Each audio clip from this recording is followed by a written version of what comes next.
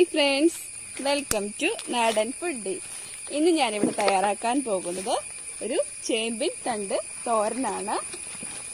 അപ്പം നമുക്ക് ചേമ്പിൻ്റെ തണ്ട് പറിക്കാൻ വേണ്ടി പോകാം. അതിന് താളുകറി എന്നും പറയൂ കേട്ടോ. നമുക്കിവിടെ എല്ലാം നിറയെ ചേമ്പുകളുണ്ട്. നമുക്ക് അത്യാവശ്യം വലുപ്പമുള്ളൊരു ചേമ്പിൻ തണ്ട് നോക്കി പറിക്കാവേ. നോക്കി അവിടെ നിൽക്കുന്ന ഒറ്റയ്ക്ക് നിൽക്കുന്ന ഒരു ചേമ്പിൻ്റെ തണ്ടിന് അത്യാവശ്യം വലുപ്പമുണ്ട്. നമുക്കത് പറിച്ചെടുക്കാം. ഇത് നല്ലൊരു തണ്ടാന്ന് തോന്നുന്നു. നമുക്ക് ഇതിൻ്റെ അടിയിൽ വെച്ചൊന്ന് കട്ട് ചെയ്തെടുക്കാം.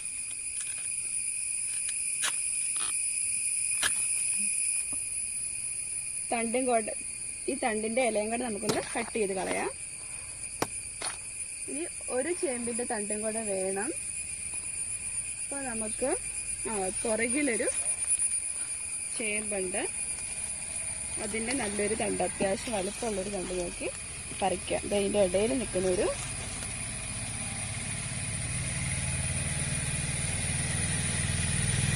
ഈ ഇടയിൽ നിൽക്കുന്ന ഒരു തണ്ടിന് അത്യാവശ്യം വലുപ്പമുണ്ട്. അപ്പം നമുക്ക് ഇതും കൂടെ ഒന്ന് കട്ട് ചെയ്തെടുക്കാം.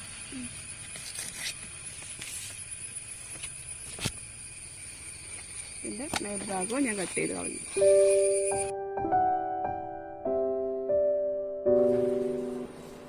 നമ്മൾ മുറിച്ചുകൊണ്ട് വന്ന ചേമ്പിന്റെ തണ്ട് ഞാൻ ഇവിടെ എടുത്തിട്ടുണ്ട്. നമുക്കിതൊന്ന് വൃത്തിയാക്കാം. അതിനായിട്ട് നമുക്കൊന്ന് ചെറിയ കഷ്ണങ്ങളായിട്ട് മുറിക്കാം.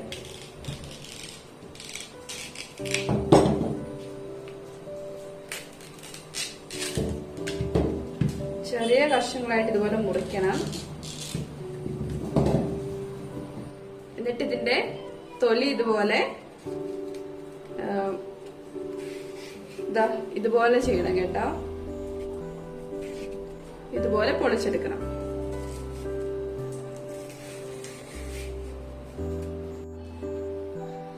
ഞാനിത് തൊലി കളഞ്ഞെടുത്തു. എന്നിട്ട് നമ്മളിത് ചെറുതായിട്ട് അരിയണം. ഇതുപോലെ ഒരു 4 മുറിച്ചിട്ട് ഇതുപോലെ നമ്മൾ അരിഞ്ഞെടുക്കണം. അപ്പൊ ഞാൻ നമ്മുടെ 2 ചേമ്പിൻ തണ്ടും അല്ലെങ്കിൽ ചേമ്പിൻ താളും അരിഞ്ഞു കഴിഞ്ഞു. നമുക്കിനി ഇത് മാറ്റി വയ്ക്കാം. അതിനുശേഷം ഇതിനാവശ്യമായ ഇൻഗ്രീഡിയൻസ് എന്തൊക്കെയാണെന്ന് പറയാം. ഞാനിവിടെ 1 കപ്പ് ഉള്ളി അരിഞ്ഞു എടുത്തിട്ടുണ്ട്. ഇതാ ചെറിയ ഉള്ളിയാണ് കേട്ടോ അരിഞ്ഞത്. ഇപ്പൊ ചെറിയ ഉള്ളി ഇല്ലെങ്കിൽ സവോള ആണെങ്കിലും മതി. പക്ഷെ ചെറിയ ഉള്ളിക്കാണ് ടേസ്റ്റ് കൂടുതൽ. ഞാൻ ചെറുതായി അരിഞ്ഞത് 1 കപ്പ് എടുത്തിട്ടുണ്ട്. പിന്നെ 1 കപ്പ് തേങ്ങ ചിരണ്ടിയത് എടുത്തിട്ടുണ്ട്. പിന്നെ നമുക്ക് കുറച്ച് മഞ്ഞൾപ്പൊടി വേണം. 2 തണ്ട് കറിവേപ്പില എടുത്തിട്ടുണ്ട്. ഒരു 8-10 കാന്താരി മുളക് എടുത്തിട്ടുണ്ട്. കാന്താരി മുളക് ഇല്ലെങ്കിൽ പച്ചമുളക് ആണെങ്കിലും മതി. പക്ഷെ ടേസ്റ്റ് കൂടുതൽ കാന്താരി മുളകിനാണ് കേട്ടോ. പിന്നെ ഒരു ചെറിയ കഷ്ണം ഇഞ്ചി പൊടിയായി അരിഞ്ഞതും എടുത്തിട്ടുണ്ട്. പിന്നെ കുറച്ച് ഉപ്പും കടുകും എണ്ണയും നമുക്കിതിന് ആവശ്യമാണ് കേട്ടോ. ഇനി നമുക്ക് ഇതെങ്ങനെയാണ് തയ്യാറാക്കുന്നത് നോക്കാം. ഞാനിവിടെ ഒരു ചീനിച്ചട്ടി സ്റ്റൗവിൽ വെച്ചിട്ടുണ്ട്. അപ്പൊ നമുക്ക് ഈ ചീനിച്ചട്ടി ചൂടാവുമ്പം അല്പം എണ്ണ ഒഴിച്ചു കൊടുക്കാം.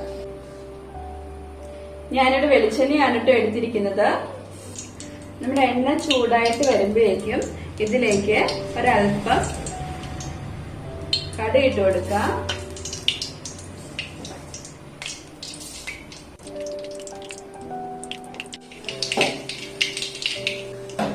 കടുക് നല്ലപോലെ പൊട്ടി കഴിയുമ്പോൾ നമ്മൾ അരിഞ്ഞു വെച്ചിരിക്കുന്ന ഉള്ളി ഇട്ട് കൊടുക്കാം.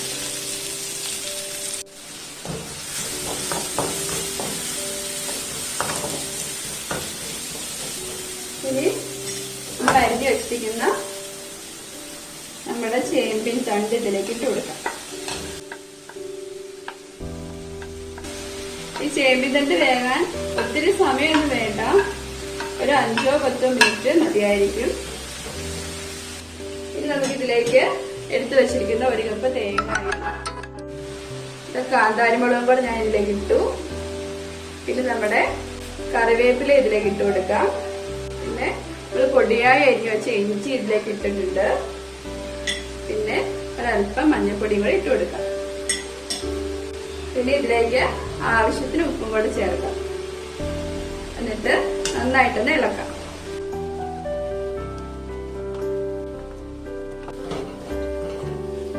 ഇതിലേക്ക് നമ്മൾ വെള്ളമൊന്നും ഒഴിക്കേണ്ട ആവശ്യമില്ല, അല്ലാതെ തന്നെ പെട്ടെന്ന് വേകും. വെള്ളം ഒഴിച്ചിട്ടുണ്ടെങ്കിൽ വല്ലാതെ കുഴഞ്ഞു പോകും. വെള്ളം ഇതിൽ ഒഴിക്കുകയേ വേണ്ട. ഈ ചേമ്പിന്റെ തണ്ടിൽ തന്നെ ആവശ്യത്തിന് വെള്ളമൊക്കെ ഉണ്ട്. അപ്പൊ ആ വെള്ളത്തിൽ ഇതിന്ന് വെന്തോളൂ കേട്ടോ. പിന്നെ നമ്മളിത് മൂടി വെക്കാനും പാടില്ല.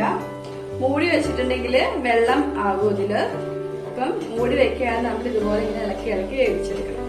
അത് ഒത്തിരി സമയം ഇളക്കോ വേണ്ട, ഒരു 5 മിനിറ്റ് അല്ലെങ്കിൽ ഒരു 10 മിനിറ്റ് മാക്സിമം. ഈ ചേമ്പിന്റെ കറ നമ്മുടെ ദേഹത്ത് വെള്ളം വീണിട്ടുണ്ടെങ്കിൽ നന്നായിട്ട് ചൊറിയും. അപ്പൊ നമ്മൾ ഈ ഇത് പറിക്കുമ്പോ പ്രത്യേകം ശ്രദ്ധിക്കണം. പറയൊന്നും മേത്തോ കയ്യിലോ ഒന്ന് വീഴാൻ നമ്മൾ ശ്രദ്ധിക്കണം. നല്ലതുപോലെ ചൊറിയും കേട്ടോ. നമ്മുടെ ചേമ്പിൻ തണ്ട് തോരൻ ഇവിടെ റെഡി ആയിട്ടുണ്ട്. വെള്ളമൊക്കെ ഒന്ന് വലിഞ്ഞു, നല്ലതുപോലെ വെന്തിട്ടുണ്ട്. അപ്പൊ നമ്മുടെ സ്റ്റൗ ഓഫ് ചെയ്യാം. എന്നിട്ട് നമുക്കൊന്ന് സെർവ് ചെയ്യാം. നല്ല ടേസ്റ്റി ആയിട്ടുള്ള ചേമ്പിൻ തണ്ട് തോരൻ ഇവിടെ റെഡി ആയിട്ടുണ്ട്. നിങ്ങൾ എല്ലാവരും ഈ വിഭവം വീട്ടിൽ ട്രൈ ചെയ്ത് നോക്കണം. ചോറിന്റെ കൂടെ കഴിക്കുമ്പോൾ നല്ല ടേസ്റ്റ് ആണ്. ഇത് മാത്രം മതി ചോറ് വയറ് നിറയെ കഴിക്കാൻ വേണ്ടി.